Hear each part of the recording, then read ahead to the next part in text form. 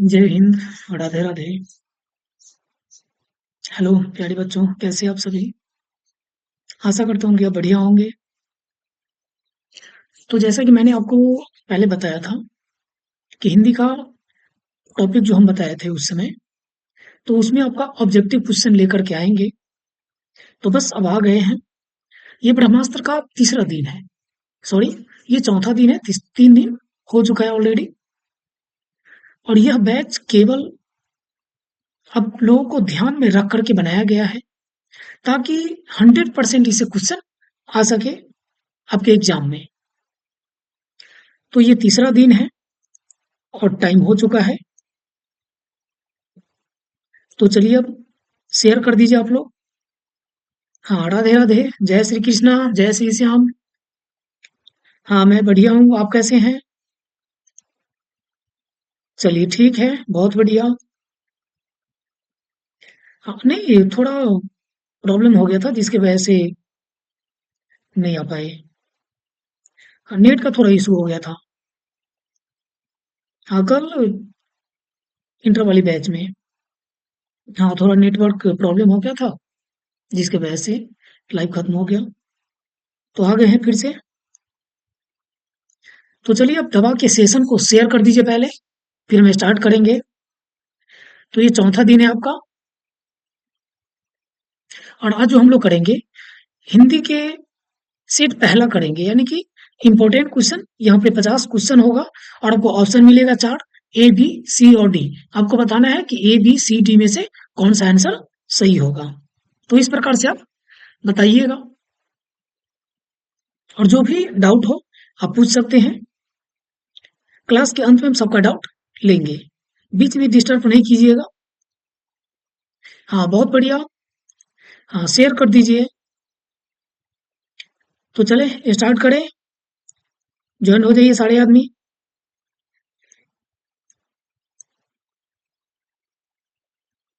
चलो तो स्टार्ट कर देते हैं ऑलरेडी।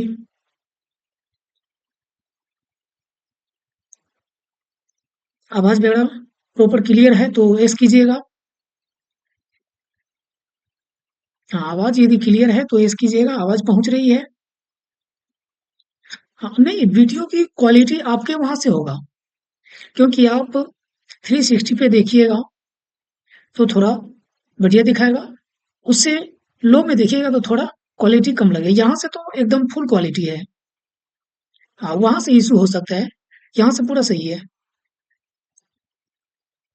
हाँ, तो यहाँ पे 50 क्वेश्चन आपको होगा हिंदी का, जो कि काफी महत्वपूर्ण क्वेश्चन होगा। बहुत ही इंपॉर्टेंट क्वेश्चन होगा। और जितने भी व्यक्ति हैं आपके जान पहचान में, सबको शेयर कर दीजिए ताकि इस वीडियो को देख करके वे भी अच्छे प्रश्न को हल कर सके। तो चलिए स्टार्ट करें।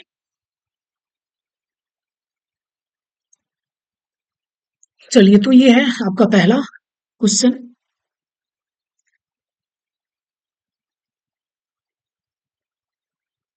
देखिए, तो पहला क्वेश्चन है कि उच्चतर शिक्षा के लिए Bhimrao Ambedkar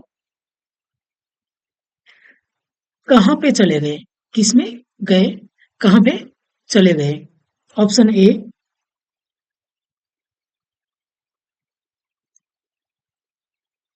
option A England, option B रूस, option C Japan, option D America. हाँ, नहीं, पोल नहीं मिलेगा क्योंकि पोल के चक्कर में यदि रहेंगे तो बहुत ज्यादा टाइम लगेगा। तो इसलिए पोल आपको नहीं, चैट बॉक्स में आप आंसर दीजिए। हाँ, चैट बॉक्स खुला हुआ है। हाँ, बिल्कुल बढ़िया। जो भी व्यक्ति ऑप्शन डी दे रहे हैं सबका सही आंसर है। हाँ, बिल्कुल सही answer option number D, America चले गए। कहाँ चले गए? अमेरिका चले गए। अगला क्वेश्चन है कि निम्न में से कौन पड़ोसियों के आवारागर्द छोकरों के साथ लट्टू नचा रहा था? क्या कर रहा था? लट्टू नचा रहा था। तो कौन लट्टू नचा रहा था? खोखा या रजनी या मदन या आरती? कौन नचा रहा था? चलिए बताइए जल्दी जल्दी। हाँ बिल्कुल सही आंसर है। जो भी व्यक्ति, नहीं नहीं ये नहीं होगा। खोखा तो वो तो सेन साहब का लड़का था जिसका नाम कासू भी था। ये इसका राइट आंसर क्या होगा? Option number C, Madan. क्या होगा? ऑप्शन नंबर सी इसका राइट आंसर है। चलिए आगे बढ़े। अगला क्वेश्चन है कि भारत से हम क्या सीखे? पाठ की कौन सी विद्या है? यानी कि ये जो है आपको बताए हैं कि भारत से हम क्या सीखे, क्या है? कविता, नाटक, रेखाचित्र या भाषण? कौन होगा? जल्दी जल्दी बताइए आप लोग। हाँ बिल्कुल सही आंसर है। जो भी व्यक्ति डी लगा रहे हैं सबका सही आंसर है।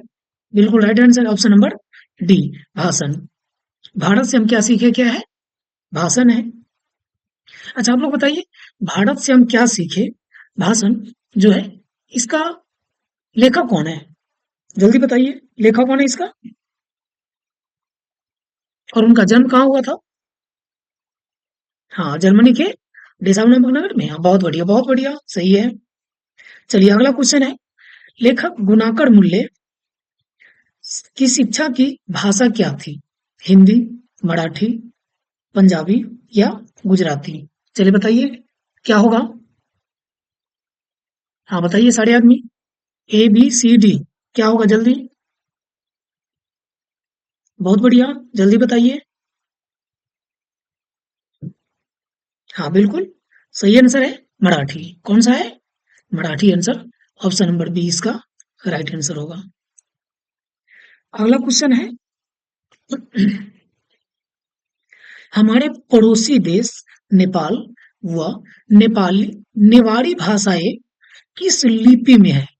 यानी कि हमारे पड़ोसी देश नेपाल की जो है उसकी लिपि क्या है? तो लिपि क्या है? देवनागरी। कौन सी लिपि है? देवनागरी है। कभी कभी क्वेश्चन पूछ देता है कि इंग्लिश की लिपि क्या है? तो रोमन है। क्या है? रोमन। पंजाबी की क्या है? गुरुमुखी। पंजाबी की क्या है? गुरुमुखी। तो आप इसे भी याद रखिएगा, ठीक है। चलिए आगे बढ़े। हाँ आप लोग लाइक नहीं करते हैं, लाइक कर दीजिए। अगला क्वेश्चन है कि निम्न में से कौन जैन गणितज्ञ है? गणितज्ञ तो है लेकिन जैन गणितज्ञ होना चाहिए।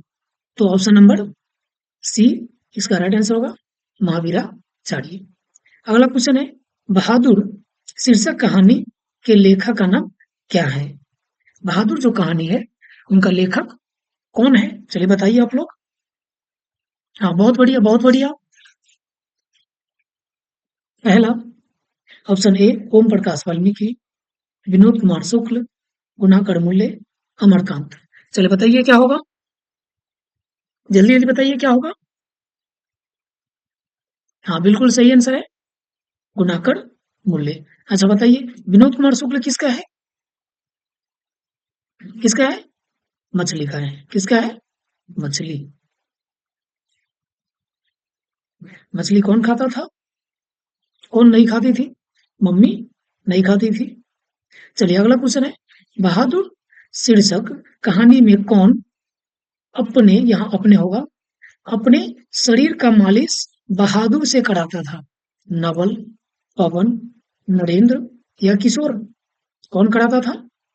हाँ बिल्कुल right answer, option number D जो भी दे रहे हैं सबका आंसर सही है। हाँ मुकेश, मुन्ना, सूरज, सबका आंसर सही है। हाँ बिल्कुल। चलिए अगला क्वेश्चन, 11 रुपए साड़ी की खूंट से निकाल करके चारपाई पर रखे पर वे मिल नहीं रहा। यह वाक्य कौन कहा कि 11 रुपए मैंने यही तो रखे कहीं बट वो मिल नहीं रहा है? लेकिन आपको पता है चैप्टर में हम बताए हैं कि कौन कहा, लेखक की पत्नी या रिश्तेदार की पत्नी या बहादुर की माँ, या इनमें से कोई नहीं? बताइए क्या होगा?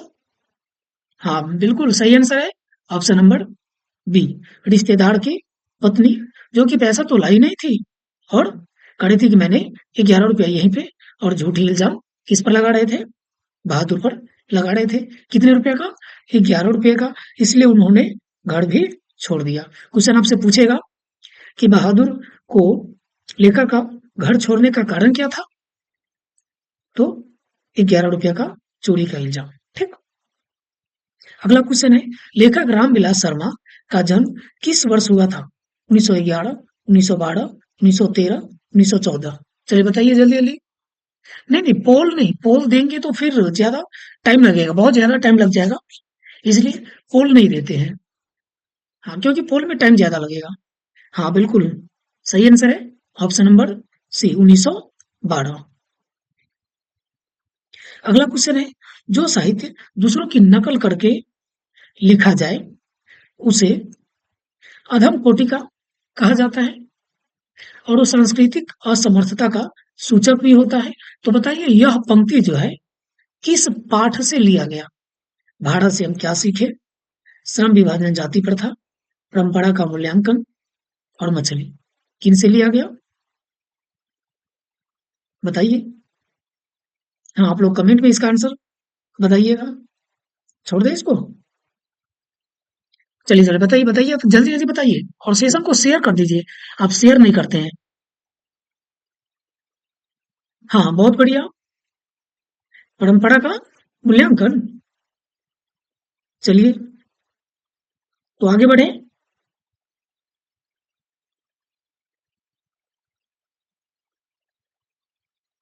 नहीं, आप लोग इसका आंसर कमेंट में दीजिएगा। ठीक, आगे बढ़ते हैं। कितने वर्ष की उम्र में बिरजू महाराज को संगीत नाटक अकादमी पुरस्कार मिला? 1928, 1927, सॉरी, 28 वर्ष की उम्र में, 25 वर्ष की उम्र में, 30 वर्ष की उम्र में, 27 वर्ष की उम्र में, कौन सा आंसर सही होगा? चलिए बताइए आप लोग। हाँ बिल्कुल राइट आंसर। हाँ हाँ, बहुत बढ़िया बहुत बढ़िया। जो भी व्यक्ति ऑप्शन नंबर डी दे रहे हैं सबका आंसर सही है।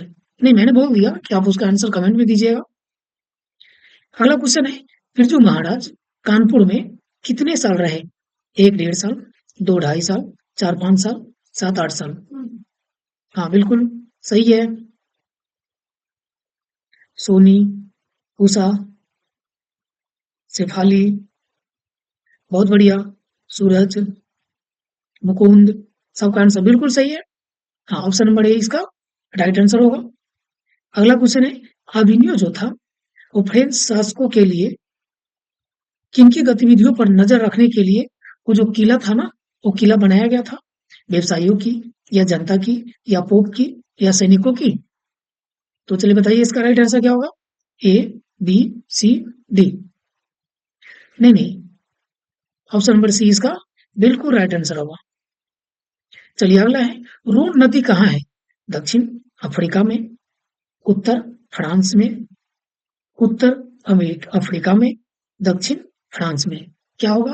रोन नदी कहाँ पे स्थित है? जहां पे आविन्यो था, आविन्यो जहां पर लेखक गए थे और वहां पर रहे और 27 गद्य की रचना भी की है और 19 कविता की भी रचना की है। हाँ बिल्कुल right answer, option number D इसका राइट आंसर होगा। अगला क्वेश्चन है, दीवार में एक खिड़की रहती थी, यह उपन्यास जो है वो किन लेखक की रचना है? विनोद कुमार शुक्ल, नलिन विलोचन शर्मा, हजारी प्रसाद द्विवेदी और मैक्स मुलर, कौन सा है? चलिए बताइए।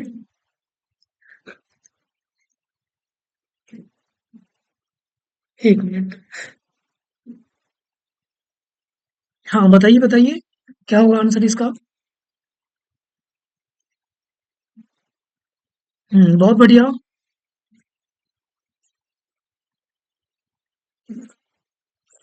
चलिए ठीक है।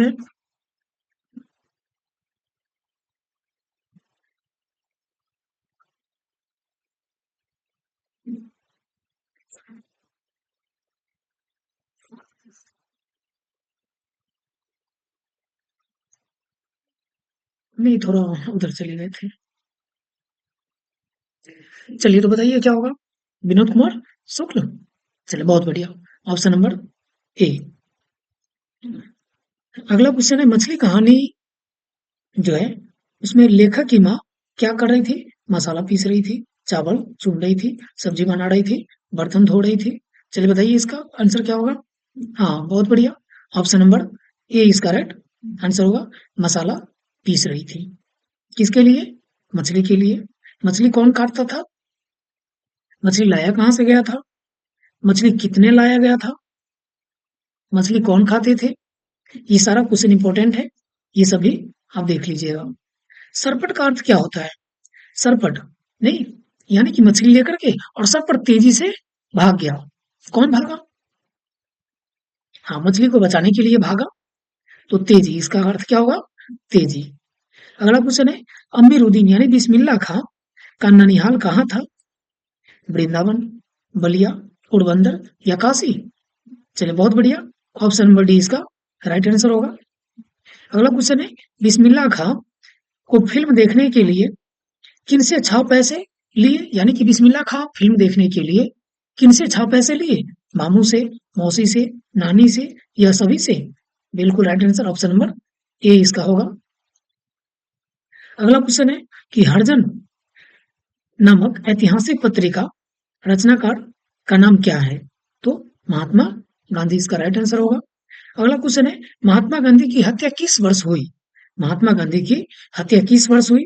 1947 में, 1948 में, 1949 में या 1950 में? चलिए बताइए। हाँ बिल्कुल राइट आंसर, जो भी व्यक्ति ऑप्शन नंबर बी दे रहे हैं सबका राइट आंसर है। डेट बताइए, डेट कब हुआ था? हाँ बिल्कुल, 30 जनवरी को। कब हुआ था? 30 जनवरी को हुआ था, 1948 को। अच्छा, इनके जन्म दिवस पर क्या मनाया जाता है? तो शहीद दिवस मनाया जाता है। क्या मनाया जाता है? शहीद दिवस। और इनके, सॉरी, जन्म दिवस बोल दिए, नहीं, मृत्यु, मृत्यु दिवस पे शहीद दिवस मनाया जाता है। और जन्म दिवस पे क्या मनाया जाता है? अहिंसा दिवस। क्या मनाया जाता है? अहिंसा दिवस। तो इसको भी आप याद रखिएगा। चलिए अगला क्वेश्चन है कि सेन साहब के कितनी लड़कियां थी? 2, 4, 5, 6? बिल्कुल right answer option number C, जो भी दे रहे हैं 5 लड़कियां थी। कितनी? 5। नाम क्या था? सीमा, रजनी, आलो, शेफाली और आरती। ये 5 लड़कियां थी। अगला क्वेश्चन है, दक्षिण भारत के पांड्य प्रदेश के किस राजा के लिए पालियम ताम्रपत्र मिले? राजा शंकर प्रताप, राजा रत्नसेन, राजा सौविक या राजा बड़ुन? हाँ बिल्कुल right answer option number B इसका होगा। बेतमा ताम्रपत्र किस वर्ष मिला? 1930, 19 सॉरी 1020, 1030, 1040, 1050? चलिए साढ़े में बताइए, इसका आंसर क्या होगा? हाँ बताइए, बहुत बढ़िया। नहीं, बेतमा जो ताम्रपत्र था ना, जब जमीन को खोदा गया तो वहां पर ताम्रपत्र मिला, तो कब मिला? हाँ बहुत बढ़िया। नहीं, कमेंट थोड़ा भी देख लेते हैं।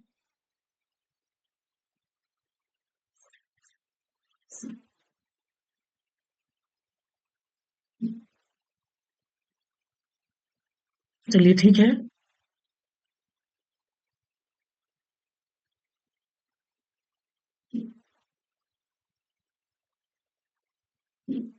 बिल्कुल राइट आंसर है। हाँ सही है, ऑप्शन नंबर बी।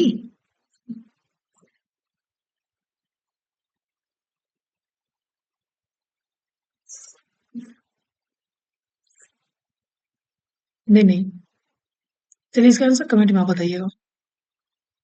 अगला क्वेश्चन है, थ का उच्चारण स्थान क्या है?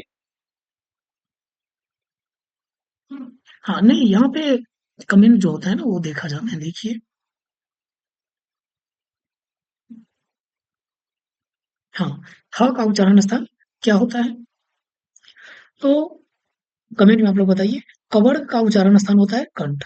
कवड़ का क्या होता है? कंठ। चवड़ का होता है तालु। चवड़ का क्या होता है? तालु। टवर का क्या होता है? टवर का होता है मूर्धा। टवर का मूर्धा होता है। और तवर्क का क्या होता है? तवर्क। तवर्क का होता है दंत। तवर्क का क्या होता है? दंत होता है। और पवर का क्या होता है? पवर का होता है ओठ। क्या होता है? ओठ होता है। चलिए, तो इसका राइट आंसर क्या होगा? दंत, बिल्कुल राइट आंसर होगा ऑप्शन नंबर बी जो भी दे रहे हैं।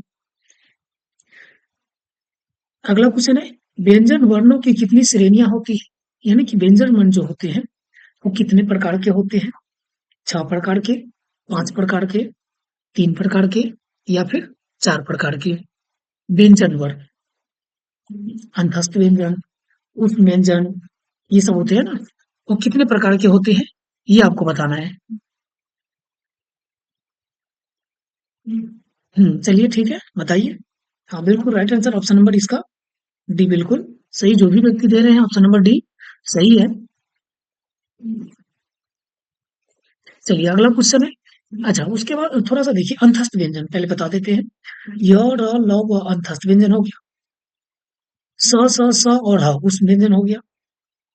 छ, त्र, ज्ञ, स्र ये संयुक्ताक्षर हो गया। तो ये सभी आप ध्यान में रखिएगा।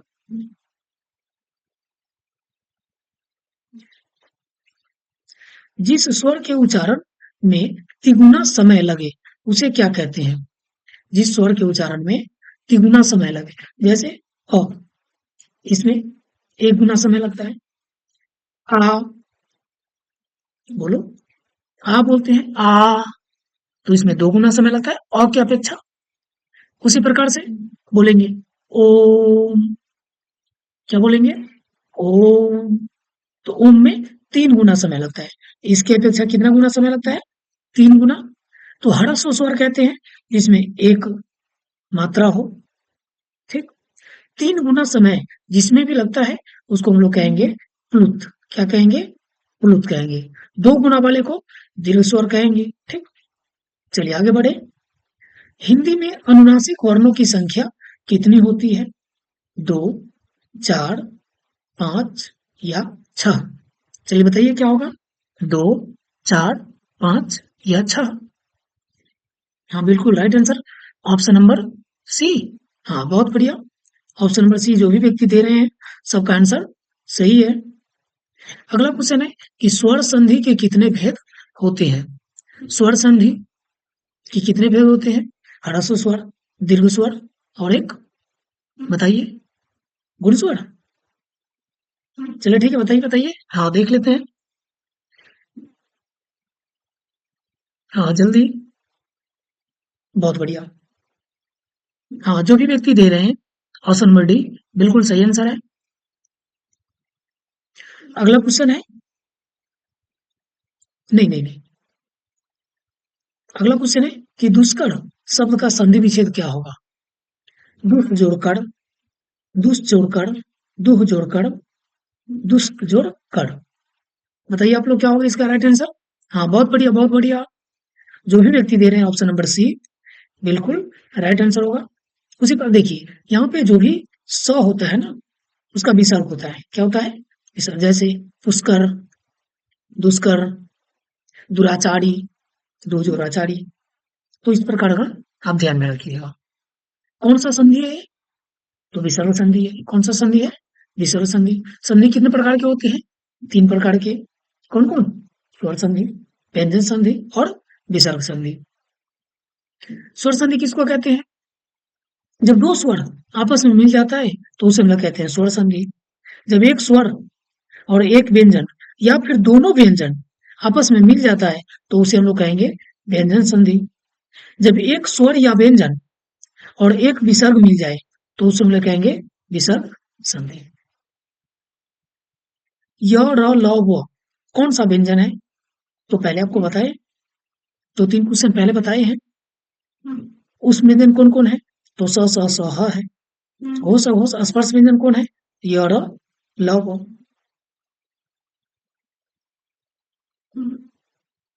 अंतस्थ व्यंजन, देखिए स्पर्श व्यंजन क्या होता है कि जिसमें स्पर्श हो, जैसे कंठ, कवर्ग हो गया, चवर्ग हो गया। तो क से लेकर के और प तक जो भी आता है ये सब के सब क्या आता है? स्पर्श व्यंजन में। किसमें आता है? स्पर्श व्यंजन में। उसके बाद य और ल अंतस्थ व्यंजन में आ जाता है, अंतस्थ व्यंजन में आ जाता है। उस व्यंजन में स और ह आ जाता है। तो इसको भी आप रखिएगा ध्यान में। अगला क्वेश्चन है, मनुज में कौन सा उपसर्ग है? उपसर्ग किसको कहते हैं? जो किसी भी शब्द के पहले आकर के, कब आकर के? पहले आकर के और उसका अर्थ बदल दे, तो उसे हम लोग कहेंगे उपसर्ग। तो इसमें कौन सा उपसर्ग है? तो मनो उपसर्ग है, यानी कि ऑप्शन नंबर डी इसका राइट आंसर होगा। अगला क्वेश्चन है कि इनमें से कौन प्रश्नवाचक चिन्ह है? तो प्रश्नवाचक चिन्ह इस प्रकार के होता है, ऑप्शन नंबर ए इसका राइट आंसर होगा। अगला क्वेश्चन है कि शब्द की जाति को क्या कहते हैं? क्रिया, समास, सर्वनाम, लिंग। बहुत बढ़िया, इसका right answer option number B हो जाएगा। अगला क्वेश्चन है, शक्ति कौन सा लिंग है? स्त्रीलिंग, पुल्लिंग, उभयलिंग, इनमें से कोई नहीं। शक्ति, ताकत, बल जिसको कहते हैं। चलिए बताइए। हाँ बिल्कुल राइट आंसर। नहीं नहीं, बी नहीं होगा, ए। ए इसका राइट आंसर होगा, ऑप्शन नंबर ए, स्त्रीलिंग। चलिए अगला क्वेश्चन है कि कारक कितने भेद होते हैं? कारक कितने प्रकार के होते हैं? जैसे कर्ता ने, कर्ता हो गया,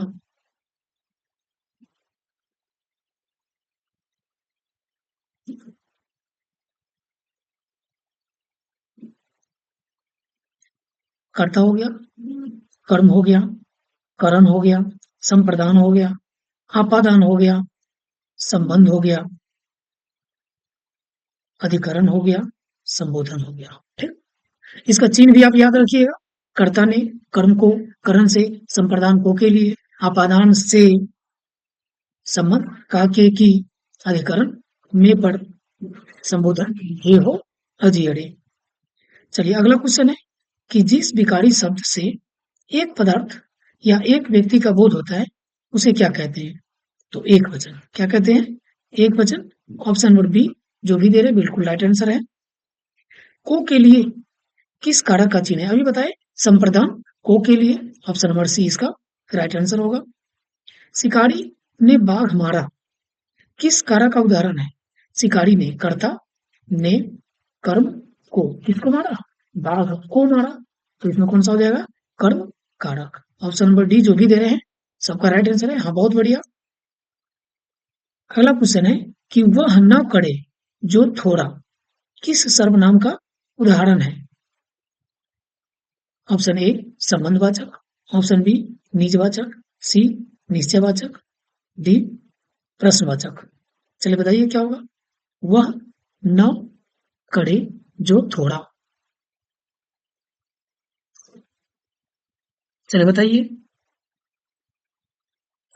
हाँ बहुत बढ़िया, ए, बी, सी या डी? हाँ चलिए, जो भी व्यक्ति ए दे रहे हैं सबका सही है। वह न करे जो थोड़ा। अगला क्वेश्चन है, ऐसा आदमी किस विशेषण का उदाहरण है? गुणवाचक, सर्वनामिक विशेषण, संख्यावाचक या परिमाण बोधक। Option number A, B, C, D. चलिए बताइए क्या होगा? हाँ बहुत बढ़िया, बहुत बढ़िया। नहीं, विशेषण के कुछ भेद होते हैं। हाँ चलिए ठीक है। नहीं तो इसका क्लास हम अगले क्लास में ले लेंगे। हिंदी व्याकरण का क्लास हम अगले ले लेंगे, जो कि 11th और 12th दोनों के लिए होगा, कंबाइंड क्लास होगा।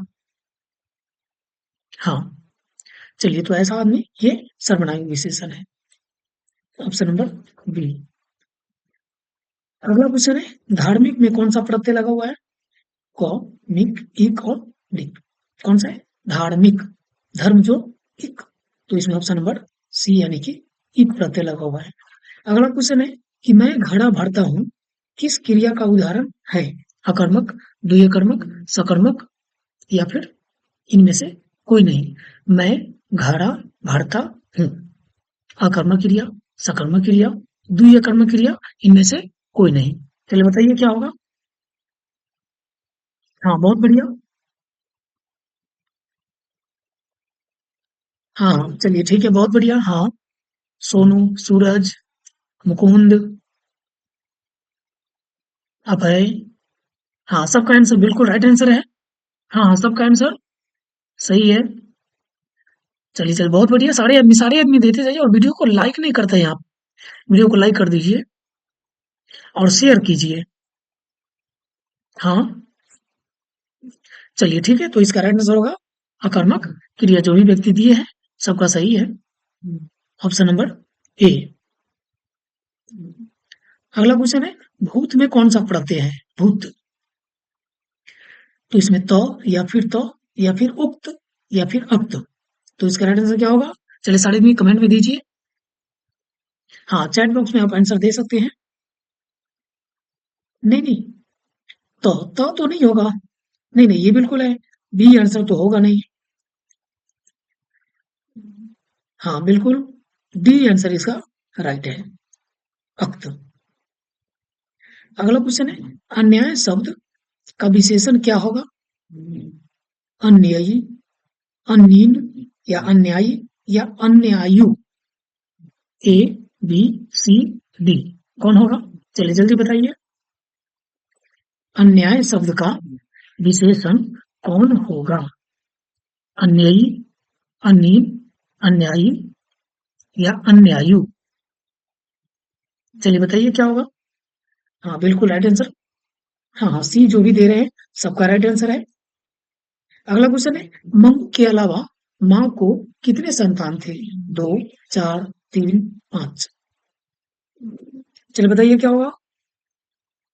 आगे जो क्लास होगा उसको लेना मत भूलिएगा, क्योंकि हिंदी व्याकरण का क्लास होगा और उसमें आपको सारा की सारा टॉपिक एक ही वीडियो में कवर किया जाएगा।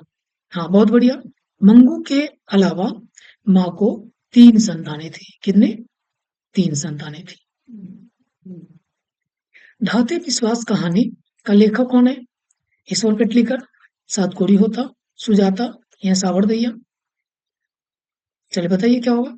हाँ बहुत बढ़िया, सातकोड़ी होता।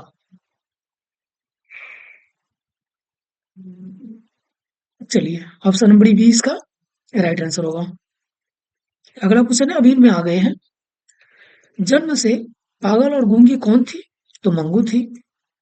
अगला क्वेश्चन है, दही वाली मंगवा कहानी शीर्षक का अनुवाद किसने किया?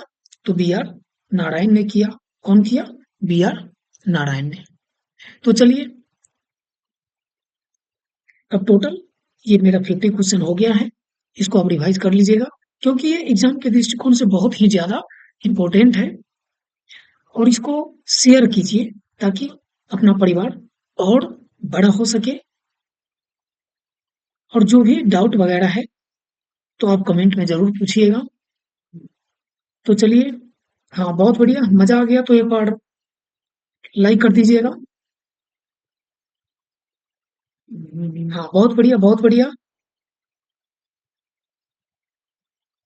हाँ नहीं, कल आ जाएगा आपका हिंदी व्याकरण का क्लास। कल हम लेंगे। हाँ कल ले लेंगे।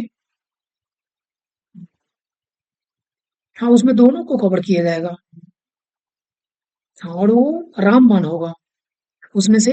यानी कि कहीं से भी आपका क्वेश्चन हो, कैसे भी हिंदी व्याकरण से क्वेश्चन, तो उस टॉपिक से जरूर आएगा।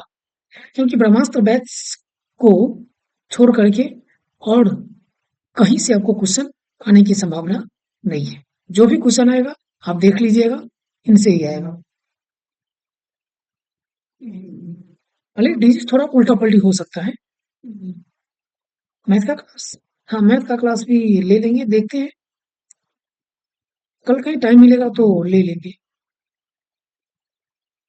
हाँ चलिए ठीक है। नहीं, थोड़ा मैथ में क्या होता है कि इस पर लिखने में थोड़ा प्रॉब्लम हो जाता है ना, माउस से लिखने में प्रॉब्लम हो जाता है। इसलिए मैथ का क्लास नहीं ले पाते हैं। ऑब्जेक्टिव क्वेश्चन ले लेंगे, कोशिश करेंगे। हाँ क्योंकि माउस से लिखने में थोड़ा प्रॉब्लम आता है। चलिए ठीक है, आप लोगों का प्यार रहा तो जरूर, आज नहीं तो कल जरूर होगा। हाँ वो भी लेंगे।